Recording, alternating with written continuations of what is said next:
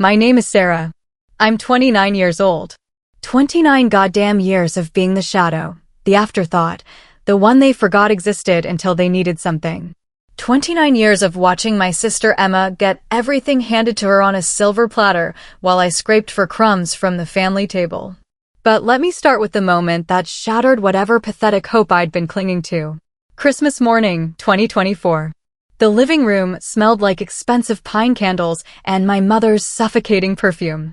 Under that perfectly decorated tree, the one I was never allowed to help decorate because Emma had such an artistic eye, sat the evidence of everything I'd always known but tried to deny. Emma tore through layers of pristine wrapping paper to reveal a genuine Gucci handbag.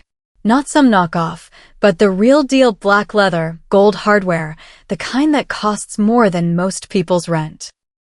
She squealed like she was 12 instead of 27, throwing her arms around our parents while they beamed with pride at their precious golden child.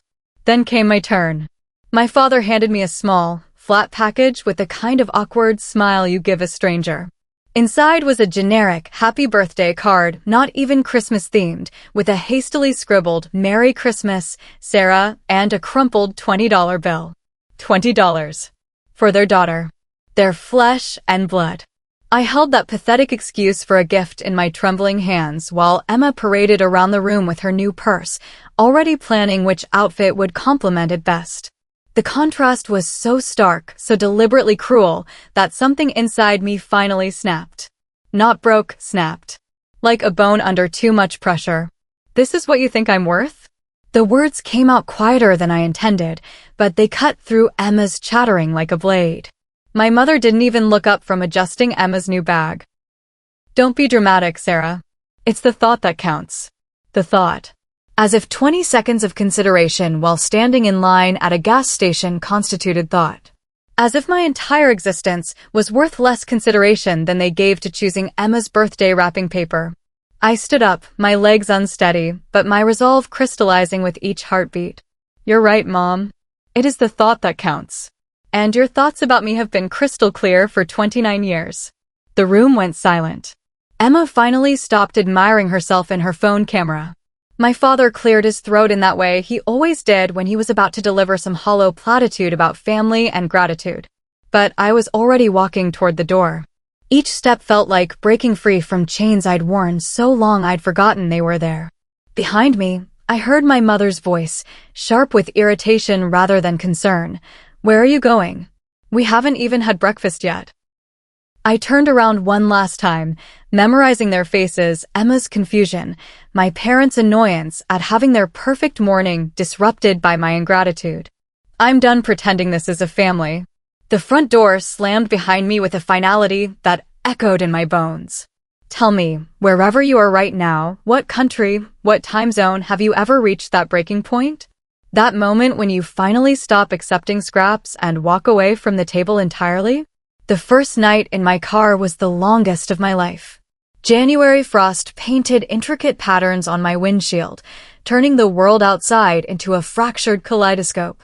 I'd parked in a 24-hour Walmart parking lot, surrounded by other lost souls who'd found themselves with nowhere else to go.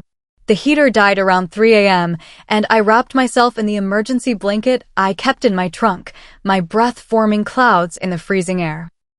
Sleep came in fragments between shivers and the occasional security guard tapping on my window to make sure I was alive.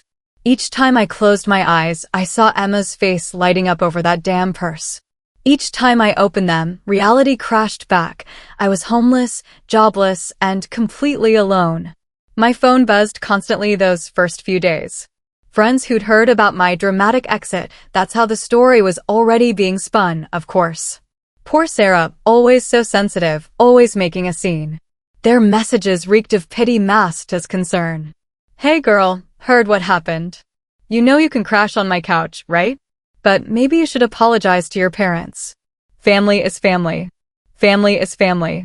The rallying cry of enablers everywhere, the shield behind which abusers hide their cruelty. As if sharing DNA somehow obligated me to accept a lifetime of degradation with a smile. The worst part wasn't the cold or the hunger or even the humiliation of washing my hair in a McDonald's bathroom sink. The worst part was the gossip that followed me like smoke. Former neighbors whispering when they saw me pumping gas, their eyes full of that particular mix of superiority and schadenfreude that people get when someone else's life implodes. Did you hear about the Walsh girl? Living in her car now. Always knew she was unstable. Remember that time in high school when They remembered everything except the years of watching my parents treat me like an unwanted houseguest in my own home. They forgot the graduation where I gave the valedictorian speech to an audience of 3 my parents had left early to take Emma dress shopping for prom. They forgot the birthday parties I wasn't invited to plan, the family photos I was asked to take instead of being in, the countless small deaths that had led to this moment. But you know what? Let them whisper. Let them judge. I'd rather sleep in my car with my dignity intact than spend another night under that roof, pretending their scraps were enough to sustain me. Subscribe to this story if you've ever been the second choice, the backup plan, the one they call when their favorite disappoints them. If you know what it's like to love people who see you as disposable. 3 weeks into my life as a nomad, everything changed with a single phone call. I was sitting in the library, my new office, since it was warm and had free Wi-Fi, when my phone rang. Unknown number, local area code. Normally, I would have let it go to voicemail, but something made me answer. Sarah Walsh. The voice was crisp, professional, with the kind of authority that made you straighten your spine automatically. Yes, this is Margaret Chen from Chin, Hartwell and Associates. I'm an estate attorney, and I need to speak with you regarding the estate of your great-aunt Lillian Walsh. Great-aunt Lillian. The black sheep of the Walsh family, the one whose name was only mentioned in whispers and disapproving headshakes. She died 3 months ago, and the family had barely acknowledged it beyond my mother's theatrical sigh about poor Lillian's choices. I'm sorry, but I think you have the wrong person. My family, we weren't close to Aunt Lillian. Margaret Chen's laugh was sharp as winter air. Ms. Walsh, I assure you I have the right person. Your great-aunt was very specific about her intentions. Can you meet me at my office this afternoon? We have quite a bit to discuss. The law office occupied the top floor of one of the city's most prestigious buildings.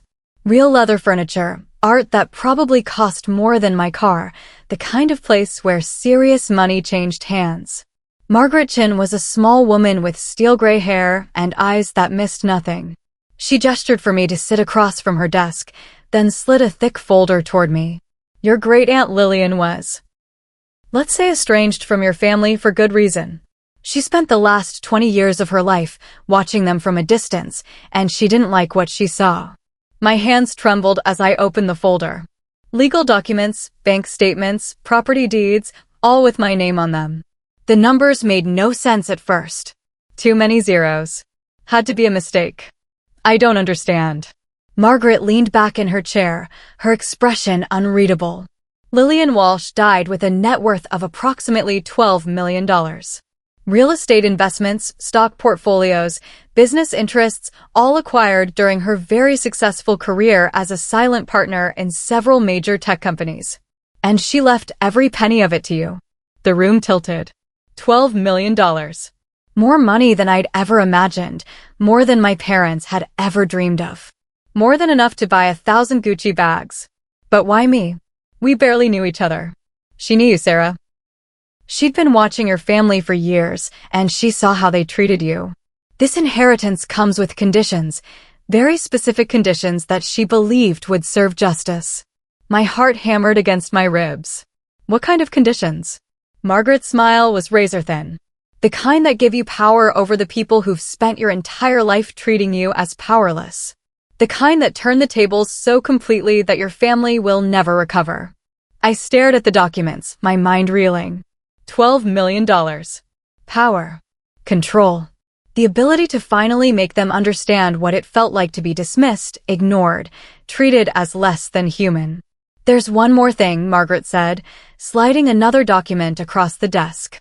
The house your parents live in? The one they inherited from your grandparents? Turns out your great-aunt held the original mortgage. As of her death, ownership reverts to her estate. Which means, it belongs to me now. Along with several other properties they've been living in rent-free, assuming they were family inheritance. Your great-aunt was very thorough in her research and very strategic in her investments. I thought of my parents in their perfect house with their perfect daughter, never knowing that their security was built on the goodwill of the family member they'd scorned. Never knowing that their casual cruelty was being documented, cataloged, and prepared for Judgment Day. My phone buzzed. A text from my mother, Sarah, "We're worried about you.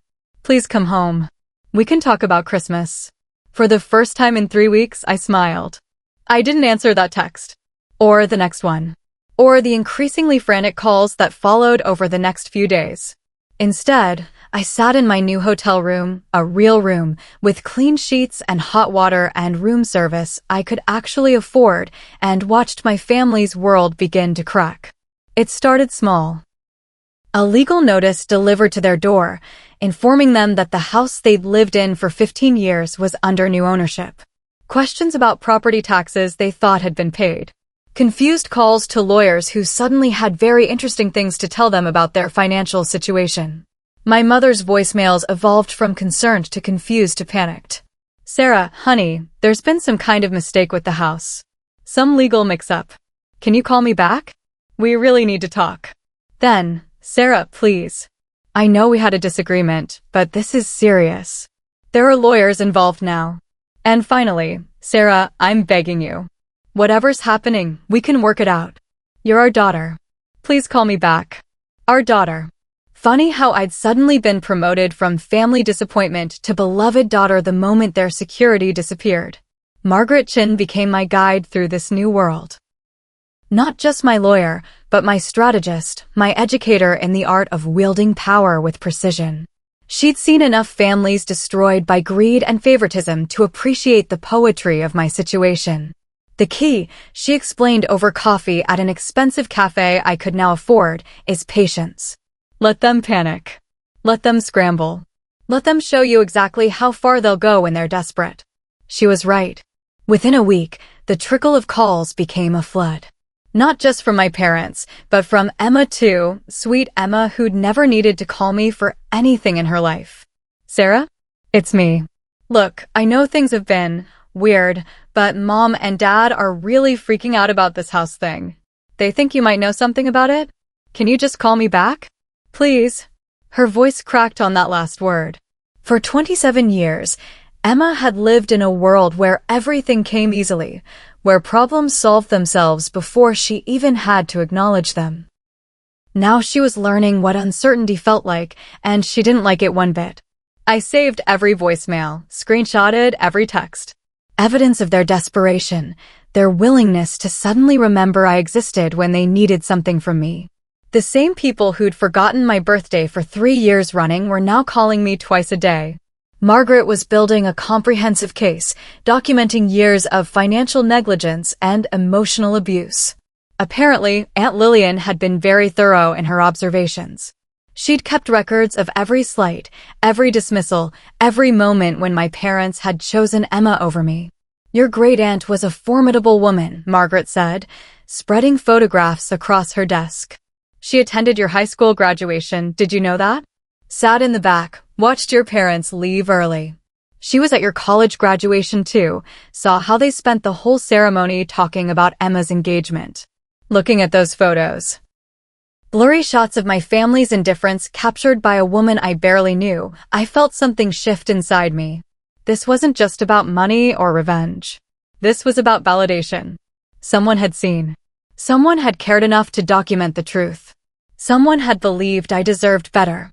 Subscribe if you understand the power of silence, the weight of letting people stew in their own desperation while you hold all the cards. The dinner invitation arrived on cream-colored cardstock with embossed edges. Elegant script, formal language, the kind of careful presentation my mother usually reserved for impressing the neighbors. Mr. and Mrs. Walsh request the pleasure of Sarah's company for dinner on Saturday evening at 7 o'clock. We have much to discuss as a family. A family. After weeks of radio silence, after years of treating me like a burden, they were suddenly interested in family discussions. I held the invitation in my hands, feeling its expensive weight, imagining my mother at the stationery store selecting just the right level of formality to convey their desperation without admitting their panic. This wasn't a dinner invitation, it was a white flag disguised as social courtesy. Margaret had prepared me for this moment. They'll try to make it seem like nothing's changed, she'd warned. They'll want to have this conversation on their turf, surrounded by the symbols of their authority. But remember, you hold all the power now. You are the one granting them an audience, not the other way around. I spent Saturday afternoon preparing like a general before battle. Not the old Sarah who would have agonized over what to wear, who would have arrived early and apologetic, ready to smooth over any tension with self-deprecating humor. This Sarah was different. This Sarah had $12 million and legal ownership of everything her family thought belonged to them. I chose a black dress, not expensive, but well-fitted and confident. Simple jewelry, understated makeup, hair pulled back in a way that showed I meant business. When I looked in the mirror, I barely recognized myself. Gone was the eager-to-please daughter who'd spent 29 years trying to earn love that would never come. In her place was a woman who no longer needed their approval. The house looked smaller than I remembered. Funny how losing your desperation to belong somewhere could shrink even the most imposing spaces. I sat in my car for a moment before walking to the door, looking at the windows where I'd spent so many nights watching Emma's life unfold in golden light while I existed in the shadows. My father answered the door with a smile so forced it looked painful. "Sarah, so glad you could make it. Come in, come in." The dining room was set for 4, with the good china and actual cloth napkins. My mother bustled around, arranging flowers that looked suspiciously fresh, as if she'd bought them specifically for this performance. Emma sat at the table, fidgeting with her phone, her usual confidence replaced by something I'd never seen before, uncertainty. "Sarah, darling, you look wonderful," my mother said, her voice pitched higher than normal. "Please sit down. I made your favorite." My favorite. She'd made lasagna, which happened to be Emma's favorite, not mine. But I sat down without correcting her, watching their faces as they tried to navigate this new dynamic where they needed something from me. The conversation started with weather and moved through safe topics with the desperate cheer of people walking on thin ice. Emma complimented my dress. My father asked about my job, the first time he'd shown interest in my career in years. My mother kept jumping up to refill water glasses and adjust napkins, nervous energy radiating from her like heat. Finally, when the pretense became too much to bear, my father cleared his throat.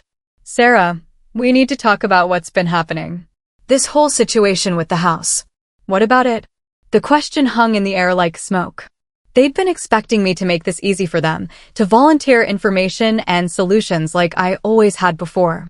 Instead, I cut a piece of lasagna and waited. "Well," my mother said, wringing her napkin, "there seems to be some confusion about the ownership. Legal complications we don't understand." Sounds frustrating. Emma leaned forward, her desperation finally cracking through her practiced composure. "Sarah, do you know something about this? The lawyers are asking questions about Great-Aunt Lillian, and we don't understand why. Mom and Dad are talking about having to sell the house, and I just graduated, I can't help them, and—" "Emma." I set down my fork and looked at her directly. "When was the last time you asked me how I was doing?" She blinked, confused by the change of subject. "What?" "Before 3 weeks ago. When was the last time you called me? Texted me? Asked about my life, my job, my feelings about anything?" The silence stretched between us like a chasm. She opened her mouth, closed it, looked to our parents for help that wasn't coming. We're family, Sarah. We don't need to. You gave her a Gucci bag for Christmas." My voice was calm, steady, but it cut through their careful dinner party atmosphere like a blade. $1,000 purse for your precious daughter. And you gave me a gas station card with $20. My mother's face went pale. "Sarah, that's not. The bag was on sale and we thought." "You thought what? That I wouldn't notice? That I'd be grateful for scraps while she got everything?" My father tried to reclaim control. "Sarah, we're family. Sometimes there are misunderstandings, but we work through them. This inheritance situation. I laughed, and the sound was sharp enough to make them all flinch. You want to talk about the inheritance? About Great Aunt Lillian's estate. The temperature in the room dropped 10 degrees. They sat frozen, waiting for the axe to fall. She left me everything. Every dollar, every property, every investment. Including this house. The words landed like physical blows. Emma's face crumpled. My mother gripped the edge of the table. My father's carefully constructed composure shattered completely. That's impossible, he whispered. Is it? Is it impossible that the family member you all dismissed and ignored for decades might have been watching? Might have seen how you treated me? Might have decided that justice looked like giving power to the powerless? I stood up, my napkin falling to the floor. You want to know about family? Family doesn't make one child beg for crumbs while the other drowns in gifts. Family doesn't forget birthdays and graduations and every moment that matters. Family doesn't treat love like a finite resource that has to be rationed. My mother was crying now, mascara streaking down her cheeks. Sarah, please. We can fix this. We can do better. You had 29 years to do better. I walked toward the door, my footsteps echoing in the silence. Behind me, I heard Emma sob, heard my father's voice crack as he tried to call me back. But I was already gone. And this time, I had the power to make that goodbye permanent. Would you have stayed for their apologies, or walked away like I did? Would you have given them a chance to explain, or decided that some wounds are too deep for words to heal? The fallout was swift and brutal. Within days, the story had spread through their social circle like wildfire. The Walsh family, once pillars of suburban respectability, were suddenly the subject of whispered conversations and knowing looks. It started with the neighbors. Mrs. Henderson from next door, who'd watched me grow up in Emma's shadow, mentioned to Mrs. Martinez from the corner house that there seemed to be some financial difficulties at the Walsh residence. Mrs. Martinez told her sister, who told her book club, who told their daughters, who posted about it on social media. By the end of the week, everyone knew. The family that had built their reputation on having the perfect daughter, the perfect life, the perfect everything, was revealed to have built it all on borrowed ground. I watched from my new apartment, a luxury high-rise downtown that I could afford to buy outright if I wanted, as their world crumbled. Margaret kept me updated on the legal proceedings, but I didn't need official reports to see the damage. It was written on their faces every time they appeared in public. My mother aged 10 years in 10 days. The woman who'd prided herself on her appearance, who'd never left the house without perfect makeup and carefully styled hair, now looked hollow-eyed and desperate. She'd stopped going to her yoga classes, her book club meetings, her charity committee gatherings. Too many questions, too many pitying looks. Emma had to move back home from her apartment, ironic, since home was no longer secure either. Her social media went silent. The girl who documented every meal, every outfit, every moment of her charmed life suddenly had nothing worth sharing. But it was my father's reaction that surprised me most. The man who'd spent my entire life positioning himself as the family authority figure, the one whose approval everyone sought, completely lost his bearings. He'd built his identity around being the provider, the protector, the one who kept his family safe and comfortable. Now he was forced to confront the reality that their security had never been his doing. It had belonged to a woman he'd helped his family ostracize. The phone calls continued, but their tone changed. Less demanding, more pleading. My mother left voicemails that sounded like prayers, desperate bargains with a God who'd finally stopped listening. Sarah, please. I know we made mistakes. I know we hurt you. But we're your family. Surely that has to count for something.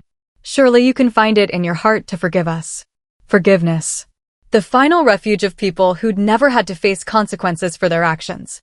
They wanted forgiveness without accountability, reconciliation without acknowledgement, my mercy without their change.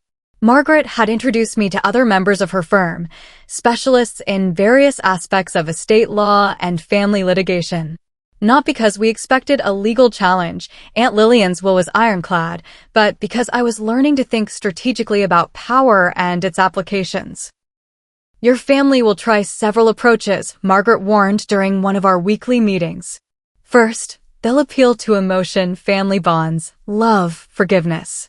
When that fails, they'll try guilt. You're hurting innocent people. You're destroying the family name. Finally, if they're truly desperate, they might attempt legal challenges or public manipulation. She was right on all counts.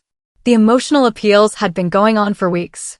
The guilt phase started when Emma showed up at my apartment building. I saw her from my window, standing in the lobby, arguing with a security guard. Even from 20 floors up, I could see her distress in the slump of her shoulders, the frantic gestures as she tried to convince him to let her up. She stayed there for 2 hours before finally giving up. The next day, she tried a different approach. A letter slipped under my door, handwritten on the expensive stationery she'd always favored. Sarah, I know you're angry, and maybe you have a right to be. But this isn't just about mom and dad anymore. Their friends are turning on them. People are saying horrible things. Dad's business is suffering because clients don't trust him anymore. Mom cries every day. I know you think I got everything easy, but I never asked for that. I never asked for them to treat you differently. Please don't punish me for their mistakes.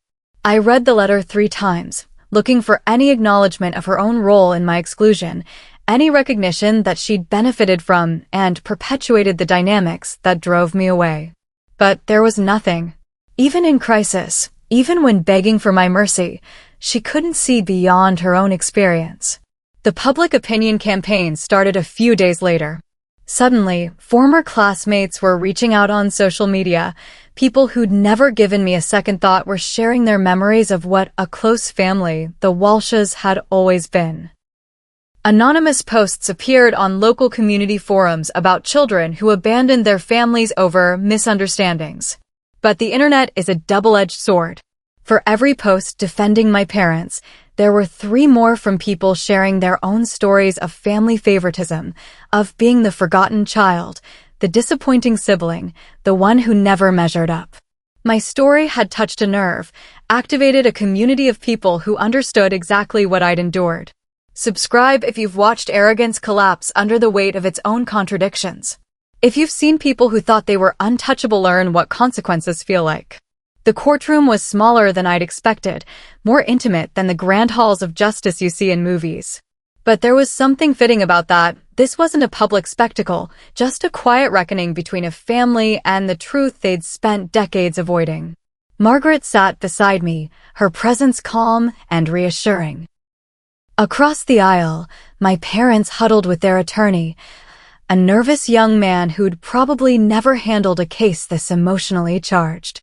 Emma sat behind them, her usual poise replaced by the fidgety energy of someone who'd never been in a courtroom before. Judge Williams was a woman in her 60s with steel-gray hair and the kind of direct gaze that suggested she'd seen every variety of family dysfunction over the course of her career. She reviewed the documents with methodical precision, occasionally asking clarifying questions that made my parents' attorney shuffle through his papers. The will is clear and comprehensive, she said finally. Lillian Walsh was of sound mind when she drafted these documents, and her intentions are explicit. The entire estate, including all properties currently occupied by the defendants, passes to Sarah Walsh without condition or encumbrance. My father started to stand, but his lawyer pulled him back down. Judge Williams continued. Furthermore, the documentation provided by the estate shows a pattern of financial dependency that the defendants were apparently unaware of. Properties they believed to be family inheritance were, in fact, controlled by the deceased through various trusts and holdings. It was surreal, hearing my family's situation reduced to legal language, their shock and desperation translated into court records. But there was also something satisfying about it, finally, an official record of what Aunt Lillian had seen, what she'd documented, what she'd judged worthy of response. The judge looked directly at my parents. You have 30 days to vacate the primary residence. Other properties covered under this estate transfer will be handled according to existing lease agreements, which I understand are quite generous under current market conditions. Translation: they could stay in the other properties if they paid actual rent instead of living for free. But they'd have to find somewhere else to call home. As we filed out of the courtroom, I caught a glimpse of my mother's face. She looked lost, bewildered, like someone who'd woken up in a foreign country where none of the rules made sense. My father walked beside her with the rigid posture of a man trying to hold himself together through sheer force of will. Emma tried to catch my eye as I passed, her expression a mixture of anger and desperation. But I looked through her like she was a stranger, the same way she'd looked through me for most of our lives. Outside the courthouse, Margaret offered to take me to lunch to celebrate, but I declined. This wasn't a victory to be celebrated, it was just the end of a long chapter, the final page of a story that had been written across 29 years of accumulated small betrayals. I walked to my car alone, feeling the weight of finality settle around my shoulders. Justice had been served, not in the dramatic, explosive way of movies, but in the quiet, methodical way of legal documents and court orders. It felt complete. It felt final. It felt like freedom. 6 months later, I stood on the balcony of my new home, a house I'd bought with cash, chosen for its view rather than its proximity to anyone who'd known me before, and watched the sun rise over a city that felt entirely mine. The house was nothing like the one I'd grown up in. Where my childhood home had been all sharp angles and carefully curated perfection, this place was warm, lived in, chosen for comfort rather than impression. Books scattered across surfaces, plants in every window, photographs of places I'd traveled to and people I'd met who actually seemed to enjoy my company. My phone buzzed occasionally with messages from my old life, but they felt distant now, like echoes from someone else's story. Emma had tried to maintain contact for a while, sending periodic updates about their new circumstances, Dad's business struggling, Mom's depression, their apartment in a less fashionable part of town, but I'd eventually blocked her number. Their problems were no longer mine to solve, their pain no longer mine to manage. Margaret had become more than my lawyer. She'd become something like a mentor, introducing me to a world where money was a tool rather than a weapon, where power could be used to build rather than destroy. Through her, I'd met other people who'd found themselves suddenly wealthy, suddenly powerful, suddenly free to choose who they wanted to become. I'd started a foundation, quietly funding scholarships for students who'd been overlooked by their families, kids who understood what it meant to be the disappointment, the afterthought, the one nobody expected to succeed. It felt good to use Aunt Lillian's money for something she would have approved of. Leveling playing fields, giving second chances to people who'd never had first ones. Sometimes, when I drove past my old neighborhood, I'd see my mother at the grocery store or my father at the gas station. They looked older, more fragile, worn down by the reality of living without the safety net they'd never known they had. Part of me felt something that might have been pity, but it was distant, abstract, the way you might feel sorry for strangers whose misfortune had nothing to do with you. Because that's what they were now, strangers. People who happened to share my DNA but had forfeited any claim to my emotional energy through decades of neglect and dismissal. They'd called me a stranger first, when I'd questioned their favoritism. Now I was one by choice, and the irony was delicious. The sunrise painted the sky in shades of gold and pink, colors I'd never noticed during all those years I'd spent watching other people's lives instead of living my own. I'd been so focused on earning their love, proving my worth, justifying my existence, that I'd never stopped to consider what I actually wanted from life. Now I knew. I wanted peace. I wanted autonomy. I wanted relationships built on mutual respect rather than desperate need. I wanted to wake up each morning knowing that my value didn't depend on anyone else's recognition, that my worth was inherent rather than earned. I thought about the girl I'd been 6 months ago, sleeping in her car, heartbroken and homeless, and convinced she was worth nothing more than gas station gifts and grudging acknowledgement. She felt like someone I'd known in childhood, someone I'd outgrown but remembered fondly. My phone rang. Unknown number, but I answered anyway. These days, most of my calls were good news. Ms. Walsh? This is David Kim from the Tribune. I'm working on a story about family estrangement, adult children who've cut contact with their parents. Would you be willing to share your experience? I almost laughed. They wanted to turn my story into content, reduce my 29 years of systematic emotional abuse to a think piece about generational conflict. But then I thought about all those comments on social media, All those people who'd shared their own stories of being the forgotten child, the second choice, the one who never quite measured up. What angle are you planning to take? Well, we're looking at both sides, the pain of parents who've lost contact with their children, but also the reasons those children might have for walking away. It's more complex than people usually want to admit. That was true. It was complex. But it was also simple in the way that abuse is always simple, even when its effects are complicated. Some people shouldn't be parents. Some families are too toxic to survive. Some love is so conditional it stops being love at all. I might be interested, I said finally. But only if you're prepared to tell the whole truth, not just the version that makes everyone comfortable. Because comfort had never been my priority. I'd spent too many years making other people comfortable at the expense of my own well-being. If my story could help one person recognize their own worth, could give one forgotten child permission to walk away from people who refuse to see them, then maybe Aunt Lillian's gift had served its highest purpose. The sun finished its rise, flooding my balcony with warm light. Somewhere across town, my former family was probably just waking up, facing another day of consequences they'd never seen coming. But that was their story now, not mine. I had a new story to write, one where I was the protagonist instead of the supporting character. One where love was freely given rather than desperately sought. One where I mattered not because someone finally decided I was worth noticing, but because I'd finally learned to notice myself. And that story started here, with this sunrise, in this house I'd chosen, in this life I'd built from the ashes of their dismissal. Tell me, what would you have done? Would you have fought to rebuild those bridges, or would you have chosen to burn them completely and start fresh? Would you have tried to make them understand, or would you have accepted that some people will never see beyond their own needs? Because in the end, that's what it all comes down to, the choice between begging for scraps at someone else's table or building your own feast. Between accepting their version of your worth or defining it yourself. I chose myself.